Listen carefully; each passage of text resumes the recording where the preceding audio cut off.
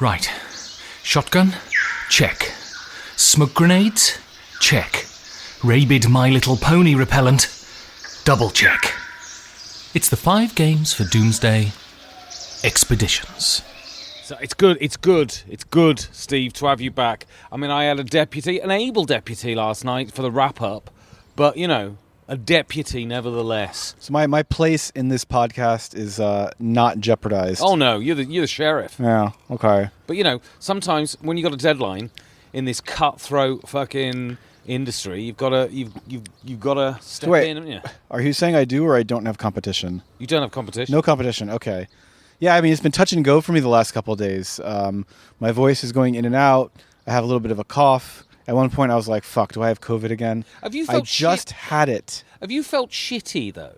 Because I've got the impression that you haven't felt shitty. No. You've just had a bad throat. Yes. Well, yeah, what you just said. I have not felt shitty. Like on Wednesday, I had a bit of a sore throat. And on Thursday, a bit of a cough and a sore throat. Yesterday, sore throat was gone, and it was just sort of a cough.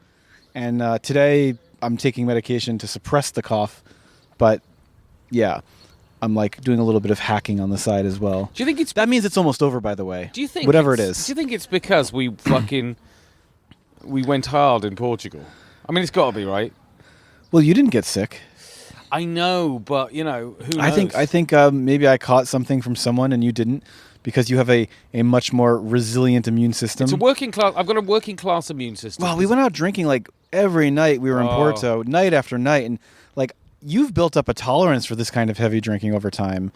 And I've been like out of the game lately. What is it? Well, I mean, I've been out of the game. I haven't had a drink. That has not affected you at all. But it's So what it is that I've got a working class immune system. Yeah, everything comes down to being working class for you. So what does that mean? Which I don't get. When you were on the playground as a kid, all the other working class kids like shoved feces into your mouth, thus helping you develop a stronger immune system. Yeah, but the way it works is, right? Yep. The way it works is you don't get sick because you can't miss work, because if you miss work, you die. You mean you get sick, but you go to work anyway? But then I drop dead at 60. That's the deal. That's the deal. So you're planning on dropping dead at 60. I'm not planning on it. I mean, I'm hoping it doesn't happen. But, who knows? And it's very like Logan's Run of You. Exactly. 30 years too late. So what have you played then that you've enjoyed? Well, I feel like the highlight of Leiria Con for me, 2 years running, is getting to play a prototype taught by Mac Gertz. Oh, yeah, that's right, so of course. Last year it was Transatlantic 2, That's right. Woefully renamed Crossing Oceans. That's an awful name. Just about the worst possible name for a board game that I think anyone has ever come up with. I asked them this, by the way, at the Pays de Verlag booth. Yeah. Like, really? Crossing Oceans? Like, why? What's wrong with Transatlantic 2? Like, we thought maybe it's a different game. It needed a new name. Like, how about any other name whatsoever? Crossing Oceans. Yeah, like what's the most expensive ship in the game? Name it after that ship. Yeah, like exactly. Lusitania or whatever. Titanic. I don't know. Maybe there's a Titanic board game. Terrible name for a game, but fun game. And taught by Mac Gertz last year at Leiria Con. Yeah. I won. And then this year, Concordia Roma. I mean, That's right. I heard about that. I heard two new maps for Concordia this year, Sicilia and Roma. I heard Roma, and I went like, boom. That was Steve doing an erection hand gesture as well. Yep. And I have to say, it delivers. It's still Concordia, and what I love about Concordia is it's always familiar, even when like you can sort of manipulate a lot of like certain variables in the game, but the essence remains, and the essence is so good. So I always have to refresh rules if I don't play games often, and I love Concordia. It's in my top 10 games, but we don't fucking play games regularly. No. And when we sat down to play that, he was like, "You know Concordia, right?" Yeah. And he had that stern German thing that I couldn't. You weren't going to disappoint him. No, so I had to sit there for the first 15 minutes thinking, what the fuck? And then all the cards with the instruction. Because the thing about Concordia, right? You play a card, you do what it says on the card. Yep. So even if you forget the rules a bit, it's fine. You do that. But all the cards were either in Spanish or Portuguese. And I don't speak either Spanish or Portuguese. I mean, I studied Latin, so it was basically fine for me. Right. Just, needed a few things pointed out. But you picked it up regardless. Yeah, because I had a player aid. But the point is with the Concordia, right, with that Roma map, it is just all familiar with a couple of extra tweaks, and that's what his Concordia expansions are, right? Yep. It doesn't completely change the game. It just revamps a game that you might be getting a little tired of through overplay. Yeah, right? absolutely. There's something really refreshing about it. You don't have to learn a completely new game, completely new system. You don't have to go into the unknown where we fear to tread. Right. As we so often do with new games these days. And how Yeah. often are we disappointed, Ben? Exactly. We know we're not going to be disappointed. It's like, I don't know, visiting an old friend who's sort of like, time has gone by. You've missed a Yeah. few things. You come back. Some things you remembered about them. Some things you didn't. Some things are actually better than they were before. Yeah, they're a bit of a twat. For example. And, actually this game, it's a little bit of a twat. Yeah, sure, absolutely. So, always it's Interim scoring for the first time ever in Concordia. Yeah. Coming soon. The thing is, I think with these conventions, I always end up playing. I very rarely play new shit, and I always end up playing the old shit that I've never played, like the classics. You don't have patience to learn new games. You don't have the patience to learn new games. It's not about learning new games, because I've learned a lot of new games this weekend. It's Excuse me. just having someone who knows the rules of the game having to teach it. Well, right? shout out to Karthik for teaching us Yeah, for Obsession teaching us yesterday. Obsession. I don't know if he remembered to play it quite as well as he thought he did, but he did yeoman's work. Yeah, and poor old Isaac threw the toys out the pram a bit. And Yeah. I get his point, but I thoroughly enjoyed You it. mean Isaac at the end of the game was like, I'm a little baby child. My name is Isaac Shalom. Scored a pointy once. I'm famed board game designer Isaac Shalom, and I came in last place in Obsession. You mean that's because he said that? That's because he said that exactly. Yeah. That was actually a Yeah. recording I just spliced in. Yeah. I mean, I can't. I've got a little baby penis. I hate games. hurt the game. I hate games and I don't win immediately. Yeah, we could really do this all day, couldn't we? really all day. I'm famed board game designer Isaac Shalem. This game is broken. How come I can't score the points? But Ben winning the game makes no sense. I'm Isaac Shalev. We're just doing Isaac Shalev impressions. Back to the Patreon. €5 a month. And yeah, so it's like, and I play Bonanza, and I just haven't got around to playing Bonanza. And it's Shout out to famed board game designer Isaac Shalev Shalev for teaching us Bonanza. Bonanza is brilliant. We played Samurai. We should try and get a game in a Samurai. I've been dying to play Samurai because it's one of the big three Knizia games. It takes 30 fucking minutes. I know how to play it now, so I'll teach you. This Play it. weekend? Yeah, we'll fucking play it tonight. All right. I'm I'm in. Takes 30 minutes. I'm down. It's fucking brilliant. We just played a game that is probably crept into my top 5 now. Last time I did the top 50 list, I think it was about 15. Le Havre. Yeah, fucking Le Havre is so good. It is so good. Every time I look at it, I want to cry because it just deserves such a better design than it And I has. love it. I love Clemens Franz art. I always have. I don't dislike Clemens Franz per se, but this game really needs a reskin. But yeah, I mean Le Havre's brilliant, and I played a prototype of a game called 12 Monks yeah, with the Klaus Kinski of German board gaming, yeah. Uli Blenneman, and the game's designer, because this game will eventually be coming out by the Spiel is, yeah. by we are going to be publishing it, I should say. Yeah, that's right. Yep. And I thought it was fantastic. I mean, it's very much of the moment in its design, but the guy, he researched the setting for a year.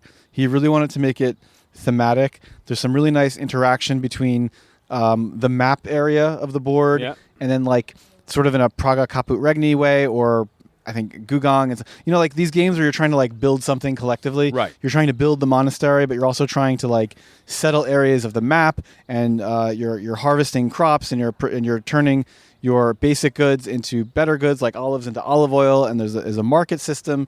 And it actually, I was able to learn the game, right? And I was able to come up with really interesting turns. The game afforded me really interesting turns that I was able to figure out on a first play. So I think this really recommends a game, even when it's kind of in this Silver Age sort of category that we're talking about. I did think, I asked myself, and I asked the designer, Pedro. Yeah. I've forgotten his last name. You should interview him Silva. later. Yeah, of course, right? We're in Portugal. And I asked him, if there's one thing that you would remove from the game if you had to, what would it be? And in the end, it seemed like we agree that there's maybe one element where it could be removed. Yeah. I don't know if this will happen, and it's not about this game at all. It's fine for me either way. But I was thinking that there are so many games that probably would be, excuse me, Oh, bless you. still recovering. They would be improved if you just took one thing out. Like, you can improve something by subtraction, and everybody's rushing to add stuff. Like, how can I add more shit to this game? And then the expansions come in, and a lot of games, like, there's a brilliant game hiding inside of a merely clever game. I think a lot of people misinterpret. The Coco Chanel rule applies to board games, Ben. Absolutely. When you're about to go out, you take one thing off. I think people misinterpret complication for complexity. And that's a thing, right? They think if they add loads of mechanics, it'll make it complicated, which will make it deep. Often that doesn't work. It just makes it frustrating. We're going to play Samurai later, and Samurai's fucking deep as shit for a 30-minute abstract filler. Reiner Knizia as a designer is terse. Yeah, he's not. absolutely. He's not voluble in the way his designs express themselves. And clearly, it's designing a game is a lot like writing. You have to edit. Right, exactly. You have to take away, and by taking away, you improve. Even if like killing your darlings is difficult. So, and I met Julian. I can't remember his name. The guy who designed Pombero. If only we took notes before we did these. Amazing. He's a really nice guy. Come all the way from Uruguay to this convention. Yep. Super interesting guy. Oh yeah, we played, or you played Trade on the Tigress. Trade on the Tigress. And Uli had a great time. Yep, he won Entertainer of the Evening. Because he drank much too much white wine and didn't know what the fuck was going on. He was trying to get me to sit in for him, but there was no way. Trade on the Tigress, really great. It's a really surprisingly good game that really needs a reprint. I think Uli... Best 6-player board game of all time. I think Uli was pissed when he said he was going to reprint it. I don't think he was being entirely serious. But it's really needs a reprint. I think we should do some kind of campaign, like draft Uli to reprint Trade in the Tigress. Absolutely. And, I'll have a word with him. I mean, we have a close working relationship. Exactly. I mean, just pop round the office. Yeah, I mean, he gives me a lot of work to do, and he's got a very packed schedule, so I barely get 5 minutes with him a month. But in our next one-on-one, this is at the top of the agenda. I mean, it's amazing that you've just walked back into the job. I mean, I don't think Uli's even said yes, has he? This is not what's important here, Ben. What's important is that like Uli can't run this company on his own. He certainly can't run the kind of company that I dream of. Right, of Spielworks of being on his own. So someone has to pick up the slack. So okay, I just demoed 12 Monks with him. Yeah. Right. He called me in. Right. Yeah. And like I did this for him. It wasn't that I got him a drink. It wasn't that you were hanging Coke around Zero. and he was desperately looking for another player to help playtest the game. No. He specifically wanted me. The creative director specifically. Well, we had an established relationship, and he trusts my opinion. It wasn't just that you were fucking around and it was early in the morning and no one else was there. No, it had nothing to do with the fact that I was standing there and Uli will talk to anybody for any length of time about anything. It had nothing to do with that. Right? He wanted me specifically. I believe you. Yeah. I mean, why would you lie about that? I need to believe it too. So we're Saturday afternoon. There's like, I would say if you add it all together, because Sunday's a bit weird, Sunday morning's a bit weird, but we've got about a day left, right? Yep. If you look at it as a day of in-game sessions, what are you looking forward to playing before the end of the convention? I would really like to attempt to get in Feast for Odin. Yeah. If it's possible. You've got me keyed up for Samurai now. Looking forward to that. Yeah, we're definitely playing that. I'm hoping we get in Telestrations tonight. Yes, it was meant to be like my bombshell surprise of the con. Yeah, and everyone was too pissed. That was the problem. Yeah, it would have been fucking great, but I can't compete with Scout. That's the problem. Yeah, and also the filler game of all filler games. The problem is So the problem with Telestrations is we're at this convention with all these fucking hyper nerds. Right? Yep. And so the initial idea of playing Telestrations is very off-putting to them. You got to get them when they're all pissed. This mass market shit. Yep. The point is, you play one round and everyone fucking loves it. So hopefully we'll get that in. This is the same copy of the game that was muled over from the U.S. last year to Leiria Con by famed board game designer Isaac Shalev. I didn't get the building I wanted for my bed. So it's very fun. It's very funny when we unboxed the game last year. Is before we explained how to play it. Yeah. Like Isaac assumed that we were going to like play the game like by the rules, according to the rules, and he started like unwrapping the cards and Yeah. stuff. And I'm like, no, you could just leave those in the shrink wrap. We're not going to need them. And he's just, and you know what he said? We're not going to follow the rules of the game.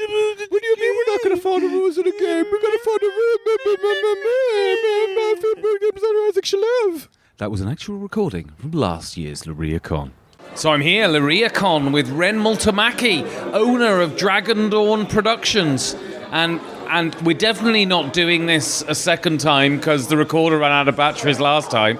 So, Ren, tell us just originally about Dragon Dawn, who they are, and the story about the company becoming what it is and that. Yeah, well, it's been there for quite some while. It was actually founded in 1999 for quite different purposes than games.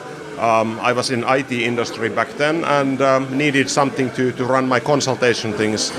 But since then, I think it has enlarged to include anything that we, like in our family, have found fun. So it's our family's, let's do things that are business-like but fun. Right. So we do poetry, we do theater, we do films, we do books, we do board games, and occasionally something else. So it's a powerhouse of different kinds of cultural activities that our family seems to think that these are fun things to do. And so, people probably know you most for Perdition's Mouth, but you've published a lot of games. How did you come into making games initially? Well, I think I started when I was really young, like 6 or 7, when I found out that the board games back then were not really offering what I was kind of looking for. No wonder, as I played something like Monopoly, and who would actually say that it offers anything for anyone? So I was starting to invent home rules first and then whole new games, and eventually this sort of hobby grew to different directions. I was doing game mastering for RPGs for a very long time, and when I moved into like an area where there are no other people, so you can't really play RPGs, but you can actually design board games. So that was kind of like the last push into the direction that maybe I should now start doing board games.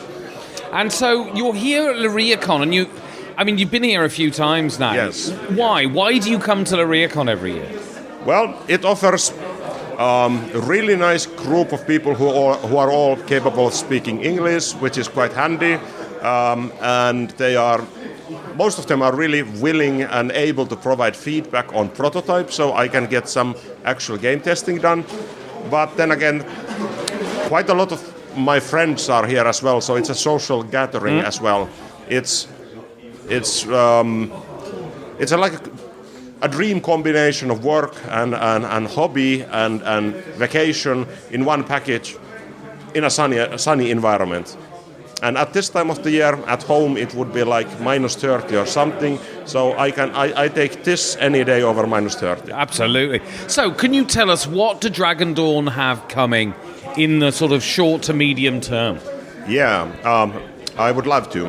At the moment, we have Tolerance in GameFound. Tolerance is an asymmetric trick-taking game set in the 16th century England, and it's offering quite a different view of what trick-taking games could be. And the next game after that will be Factory 42's expansion. Yeah. Factory 42 is, well, in the recent couple of years, I think it has been the most successful title that we have published. It's a Euro game set in a Marxistic dwarven society, and it provides quite a lot of social interaction, more than, let's say, competing titles. And the expansion is bringing in then a couple of little extra components and the 6th player that has been frequently asked into the game. And at the end part of the year, we don't have an exact date yet, we will finally do Soulspire, which is the advanced version of Perdition's Mouth, the Abyssal Rift. It has been making since 2014, so yeah, it's been a long time and a lot of effort to make it happen.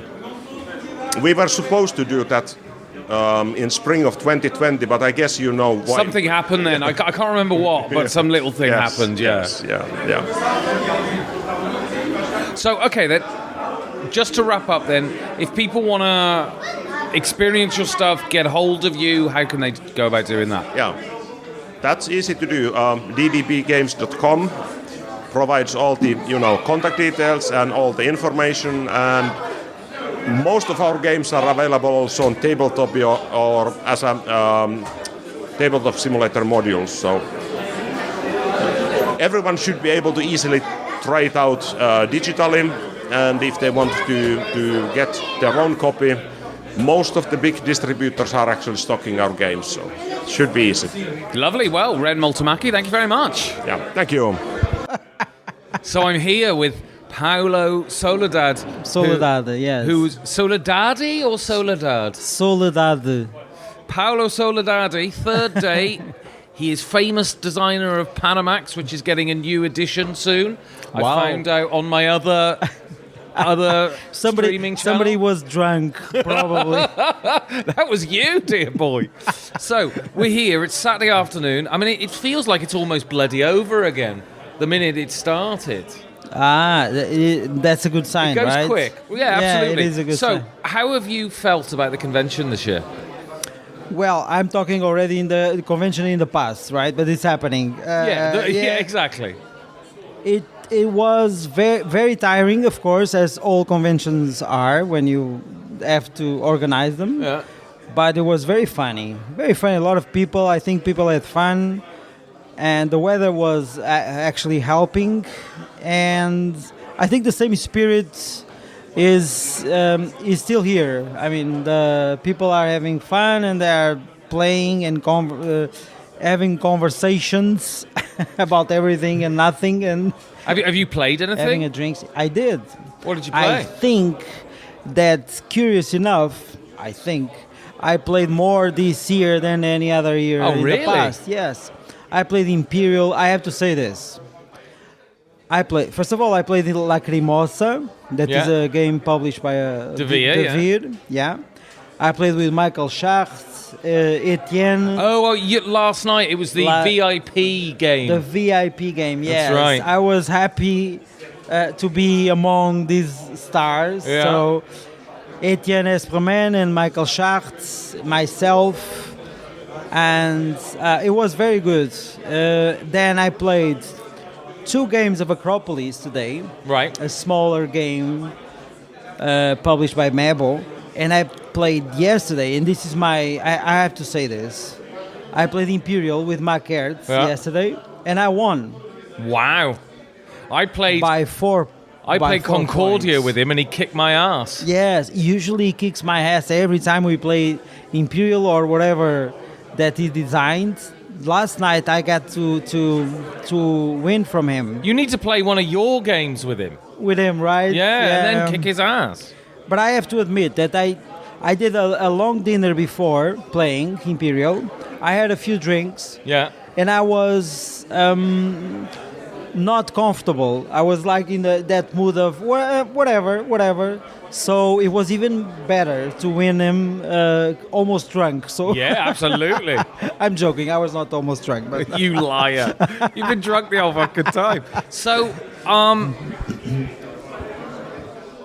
do you still have the passion for this convention after all these years? I do. I really do. It's one of those things. I love doing it. I love organizing it. It's a lot of work. And we have a great team, by the way. It's not only me, of course. Yeah, sure. I mean, it's barely you. Let's be honest. You can see that it's barely me. I'm almost drinking. I'm almost always drinking and having conversations with you. And Right, exactly. so, yeah, but I still have the passion. Because happiness comes from this is selfish. I already told you this, I think. But I do it for myself. I have to say, I like to see everyone happy, of course, in the end, and people compliment us a lot about the results, and because they are having fun, and I like that enough to keep doing it. So, yeah. So, one last question then: When's Panamax coming out? We are aiming for 24. And So- and who And who what? is publishing it? Ourselves. Oh wow! Why not? Yeah. What? Oh, so this might be an exclusive. What's the name of the company? Not telling you yet. Oh, come on. No. It's a surprise. It's a surprise. But we are moving on. We are doing our own And it'll be stuff. crowdfunding, will it? Sorry? Crowdfunding. Kickstarter. Yes, Yeah. that's the plan. That's the plan. Because it's still a niche kind of game, and we think that is probably the best option for us at the moment. But we are trying to move on. I think people like our designs, our games. Panamax was successful back then. It needs to be reshaped, let's say, and I think we are the right moment to do that. Well, if you need a voiceover artist for the Kickstarter video, Paolo, you know where to You're the come. man. Yes, I do. So I'm here with Michael Schacht, designer of Zularetto, Coloretto, Aqualoretto, and various other games here at Leiria Con. So, Michael, how have you found the convention? It's a wonderful convention. We were quite early on an I think the fourth or fifth of these series was on a little mill, and now it has grown very much. And it's wonderful to see that this event is got so big, and all the people organizing are so like a really nice family to us. And I mean, they're all we're okay, very apart happy. from Paolo, who's a pretty terrible person, right? He is incredible terrible. So I wanted to say it, but unusually he's sitting just around Well, the corner. exactly. I don't mind saying it. So I say he's a wonderful man. I really love him. Yeah. So how much is it? So I live in Berlin, right? I'm living in Frankfurt. Yeah, and Germany in winter, especially around March, is horrible. How much is it a relief to come down to Portugal and actually see sun and be able to sit outside? Yeah, it's really wonderful to have something different than at home. But it's not too bad in Frankfurt. So in Berlin, the winter is extremely long. But hopefully I will never live in Berlin or although I really love the city and some family roots there. Frankfurt is okay. Yeah, and so what have you been doing in gaming for the last few years? Yeah, did a lot of project working. I did some musical stuff, soundtracks for games, Yeah. and a little bit for publishers. And music was a bit more of my COVID project.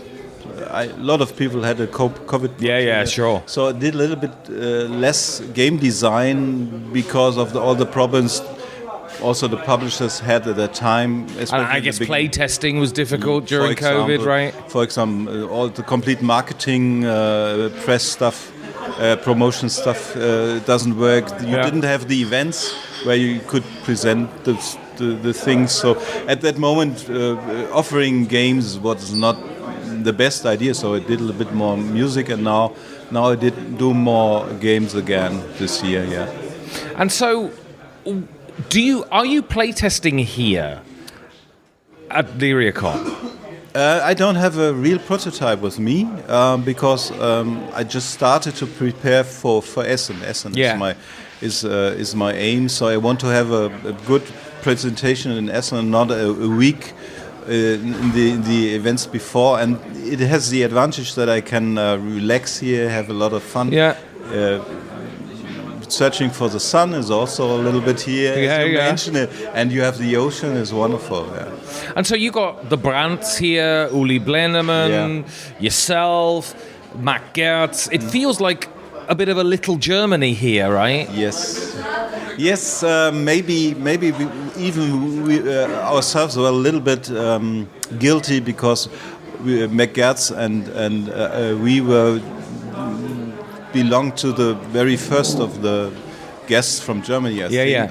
And we all said the Portuguese guys are so nice, except Paolo. Paolo, of course. Yes. And you have to come to Leiria, and that worked somehow.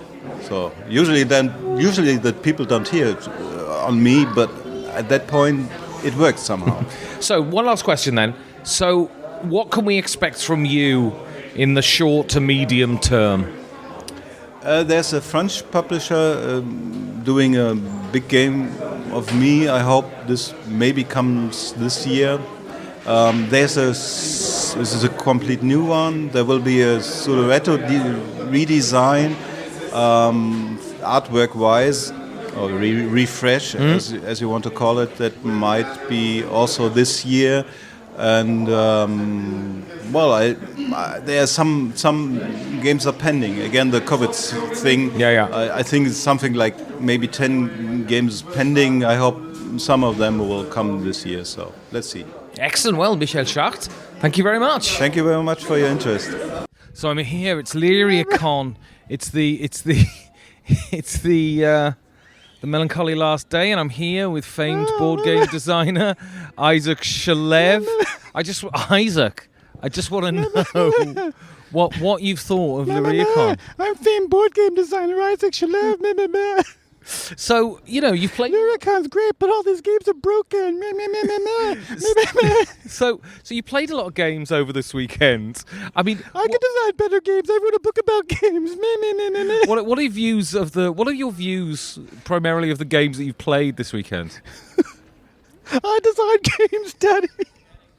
I love designing games, Daddy. So I mean...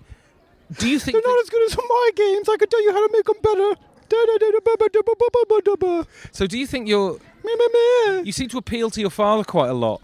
Are you seeking his approval in your game designs? Daddy, I made a game. You want to see my game, Daddy?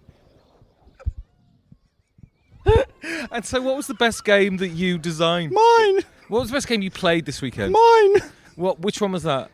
My game about pooping my panties, Daddy. Well, famed board game designer Isaac Shalev, thank you ever so much. I think I pooped my panties again. So here we are, Steve. I just had a brilliant interview with famed board game designer Isaac Shalev. You got famed board game designer Isaac Shalev to appear on your podcast? I was really surprised. I mean... He doesn't talk to just anybody. He was more constructive and positive about other people's games than usual, which was that odd. doesn't sound like him. I mean, he typically he walks around with this rather imperious air. Exactly, but he's very positive. It's very surprising and lovely to see. So here we are, Steve. We're sat outside. It's sunny, thankfully, on the melancholy final day on which we have actually managed to successfully play a game, Sunday morning game. Yeah, we successfully played a game, which is lovely. So... you've had a mixed bag when it comes to Leiria Con this year. Yeah, unfortunately. Sum it up for the listeners. Well, I started feeling ill on Wednesday night just as we arrived. Perfect. And I felt sick throughout the entire convention. And now I'm starting to feel better just as we're about to leave. Yeah, absolutely. So what would the timing couldn't be better. What with you being a medical professional, what would you put your getting sick down to? I mean, we spent a lot of time in Porto around large groups of people. We were on public transportation. I mean, you didn't get sick. No. We were exposed to exactly the same groups of people. Working class immune system? Yeah, exactly. Your hardy working class immune system protected you against whatever pathogens have infected my effete non-working, whatever class I am. Exactly. Which East Coast elitist. East Coast liberal elitist immune system, which is obviously... liberal, but anyway. My immune system is not armed, right? Exactly. If I were more conservative, I would probably have a stronger immune system. I was sucking on lollipops made out of flu when I was a kid. Right. Yeah, exactly. I was like, you were like shoving feces in each other's mouths on the playground. Exactly. And that's how you develop an immune system as a child. People don't know that. Charles Dickens based many of his more colourful slum scenes on my childhood, you know. And this is the problem with our contemporary obsession with sanitation. Exactly. Kids grow up today and they have all kinds of problems. Isaac, what? That was Isaac's famed board game, Isaac Shalev. Famed board game, I said then. Isaac Shalev. We should make a game called Isaac Shalev. You want to make a game called Isaac Shalev? What would be the how would that game work? What would be the premise of the game, Isaac Shalev? You'd moan and that? So on your turn, you have let's say you have two actions. Yeah, so first action is complain, yeah. Ben beat you in a game. Yep. Second action, complain the game's broken because Ben beat you in a game. I think we need a third action. It doesn't sound like it's a. You can do either of the two actions. Can we add a bonus action? Bonus action. Free Yeah. action. Cry like a little baby if you lose. Bonus action. Optional. So I think we should pitch this. Should we pitch Maybe- it to famed board game designer Maybe Isaac pitch it to Shalev? Kind Fortress, the company owned by famed board game designer Isaac Shalev. Yeah, I mean, I would expect as a famed board game designer that he has a neutral stance on all game submissions. So how has it been for you, even though you got a bit sick? It hasn't been remorselessly terrible, is it? No, absolutely not. I've more or less participated at, I would say, like 90%. The only thing I didn't get to do is drink myself into a stupor every night, which some might say could potentially detract from the experience because it would mean like night after night of insomnia and morning after morning of horrible hangovers. Right. So I didn't get to experience that. So maybe it's a wash. Got to hang out with the Klaus Kinski of German Yeah. board gaming, Uli Blenneman. Who, and I shouldn't be speaking out of school here, but apparently crawled out of the hotel last night. Literally. And as much as we take the piss, I quite enjoy hanging out with famed board game designer Isaac Shalev. Yeah, bless him. Who brought his copy of Glory to Rome. And though he was not able to part with it as he should have done, that is to say, give it to me. Right, exactly. I love this game. It is the most beautifully broken game I've ever played. And then just catching up with familiar faces from last year. Like, this is my second Bongo time. Helen, Yeah, exactly. Karthik. Costa, Roller, Paolo, Yep. Nuno, The Germans. the Germans, Rico and Frank. The Finnish guy, Ren. Yeah, Daniel. We got a game in of Telestrations last night with the whole. There seems to be like a bit of a. I was gonna say the whole crew, like the whole crew of Jonas from Potsdam. People who took fly 25 in- minutes to place one token in Samurai this morning. people who fly in to Portugal for this versus like the huge community of local Portuguese gamers who basically occupy most of the gaming space here. I interviewed two lovely American people, Garrett. Oh my God, it's terrible. I was. You need to prepare. You need to like take some notes. Garrett and his missus. Yeah, and great. They flew over here just for a couple of days because they're teachers. They have to be back at work on Monday. But For this, and I interviewed them. They have a podcast, Mm-hmm. and they said they were going to interview me for their podcast, and they didn't.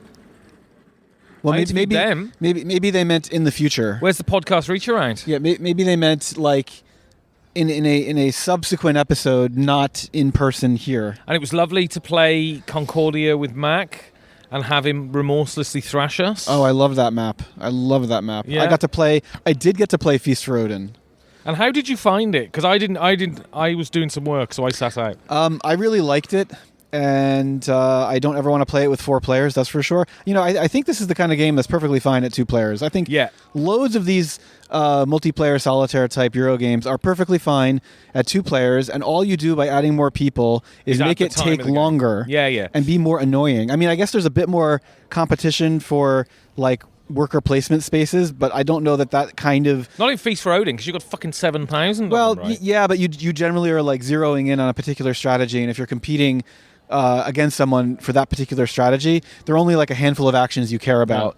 But like just to have that kind of competition, I don't think is worth adding more players.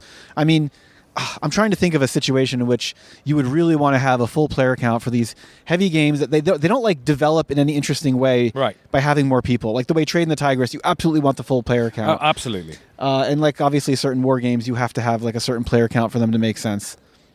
But yeah, I mean, I played Le Havre again, and it's just amazing. 2-player Le Havre is a great experience. It's a great experience. We've done it.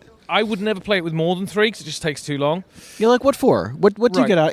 So you play games to be around people in part, right? But you're not having a more convivial experience by adding more people to a game. Well, having where a you're sitting there like that having an winds you up. Yeah, well, if you're sitting there having like turn after turn of AP obsession.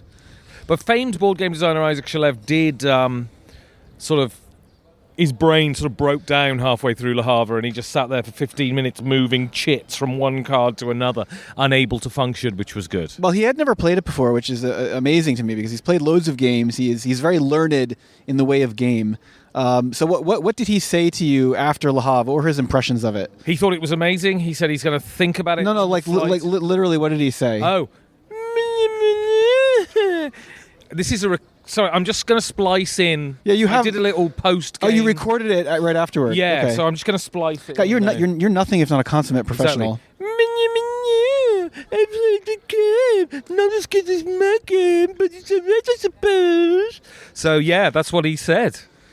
I mean, it seems like a solid take to me. And yeah, then I played Earth, which is the new hotness, the big hype. Dice Tower. Dice Tower rated it stupidly high. You gonna buy it?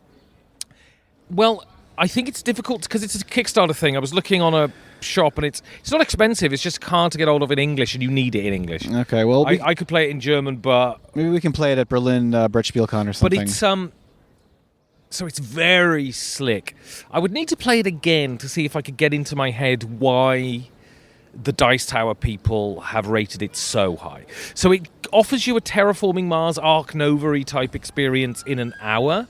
So that might factor into it. It's very slick. Your turns are super quick. Everything sort of interacts with each other very nicely. It feels well designed, very slick. But I only played it once, so I can't really say, because I didn't get the synergies and stuff. But it felt a little soulless to me. Soulless. Yeah, good fun, but I mean, not... I mean, having played Le Havre and then played that, I really felt a difference in profundity. What puts the soul into a game for you? Because if I look at Uwe Rosenberg games, I mean, one could argue that they don't have a lot of soul. Like Feast for Odin, for example, has this theme of Norse mythology or whatever that I quite enjoy. But I mean, it's essentially a polyominoes game. I mean, polyomino worker placement game. I mean, what is the soul? The theme is utterly inconsequential, as far as I'm concerned, when it comes to the souls of games. It is the way that the mechanisms interact to deliver serotonin into your brain. Right? Yeah. And Le Havre, I mean, it's almost a perfect design. Earth ain't done give you serotonin? Earth ain't done give you no serotonin? Yeah, give me a little bit of serotonin, but I would need to play it more. But the thing with Le Havre, right, every time I play it, and when I play it with a new person, I'm always a little concerned when we start playing that it's just going to be a nightmare and then they're going to complain all the way through that it's shit. Because when you start Le Havre, your turns feel utterly inconsequential, really.